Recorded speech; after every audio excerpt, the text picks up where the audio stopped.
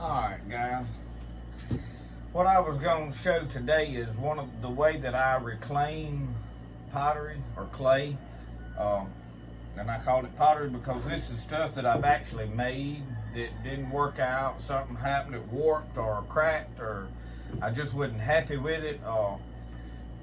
We try to keep a standard on because we do production pottery, and we want to make sure that our product that we're selling or delivering to somebody that's ordered pottery is of our standard of quality, that they're getting what they want.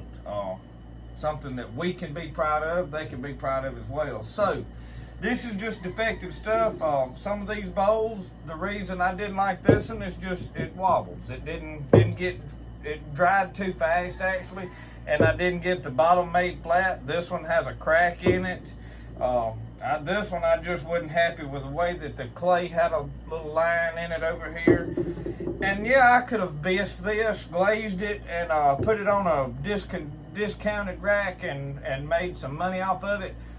But why, when I can turn it back into a piece that I can make twice that amount off of? So what I've done is I've got a coffee can. You can see in there it's got clay. I've used it before. So what I do, and this is a cup that I poured out of my slip. Our slip and clay is not the same, but it's very, very similar.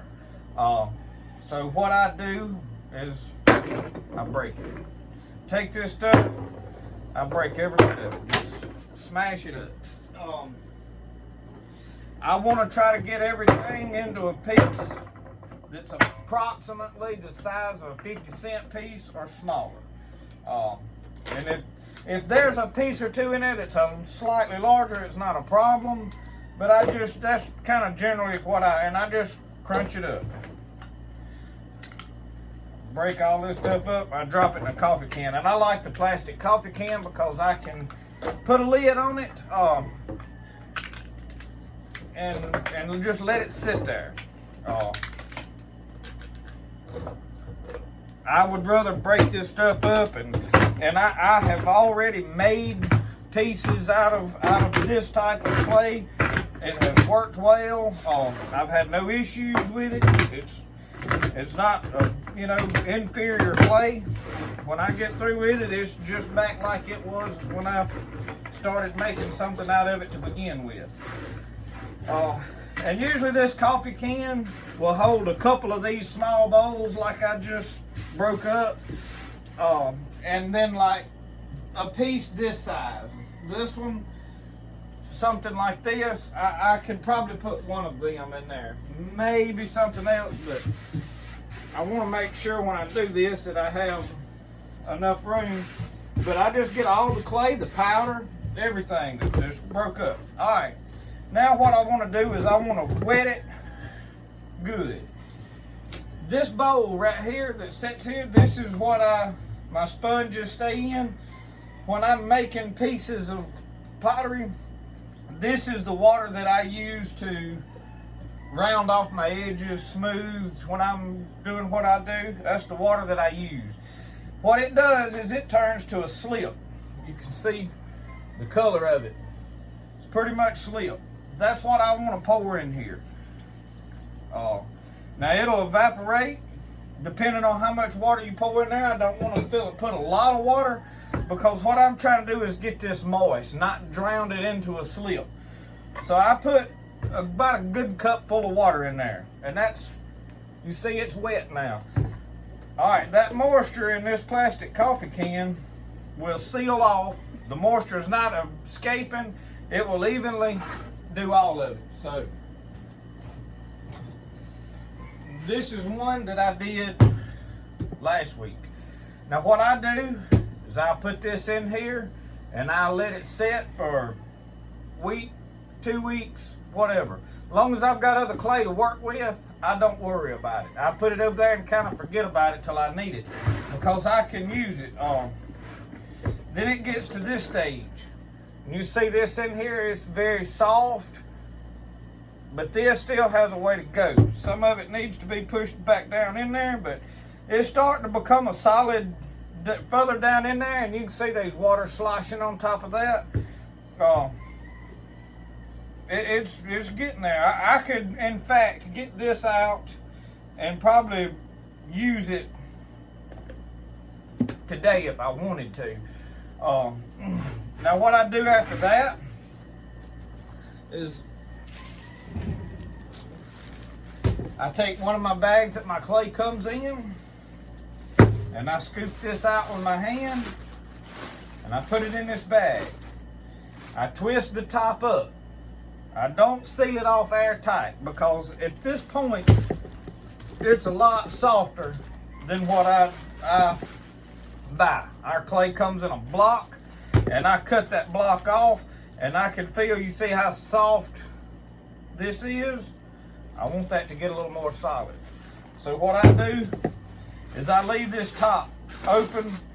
Now when I leave out of here in the afternoons, I seal it back up where it can't, because if something happens and I wind up having to leave, go somewhere and forget about it, I don't want it to dry too much.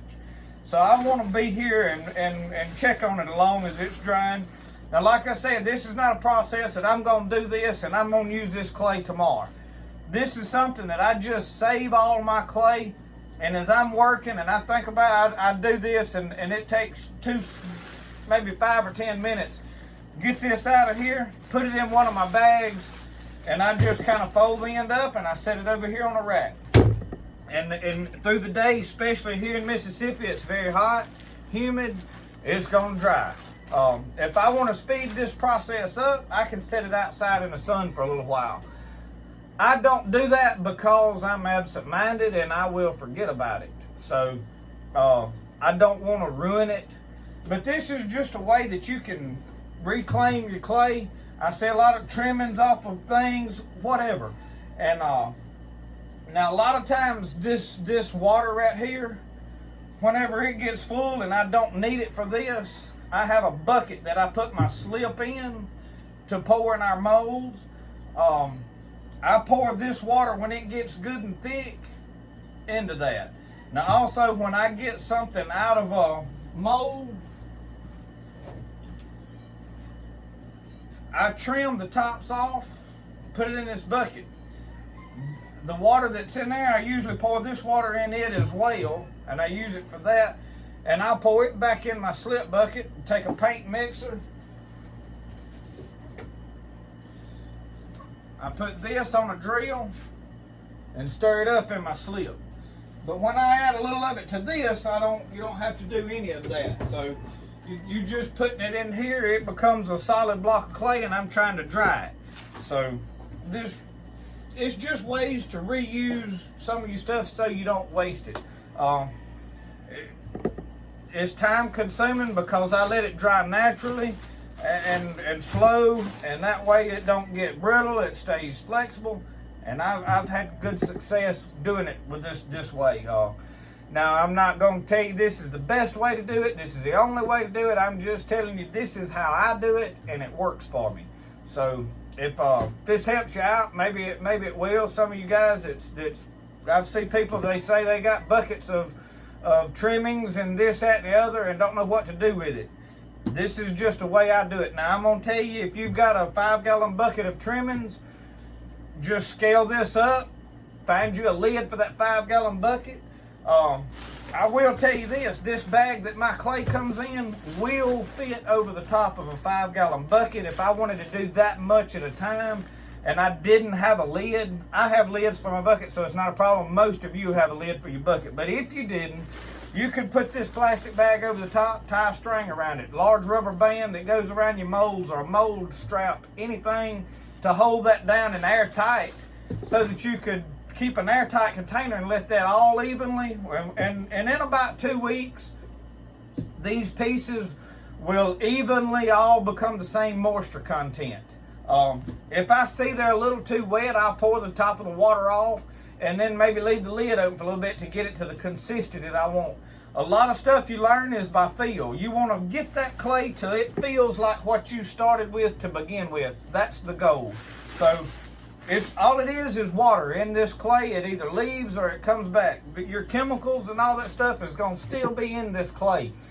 The only thing you're losing by drying it is moisture. The water is the only thing that's evaporating out of it. So that's the only thing you've got to add back to it. So maybe this will help you guys save some of your clay, not waste some, save you some money in the long run. Thank y'all for joining me.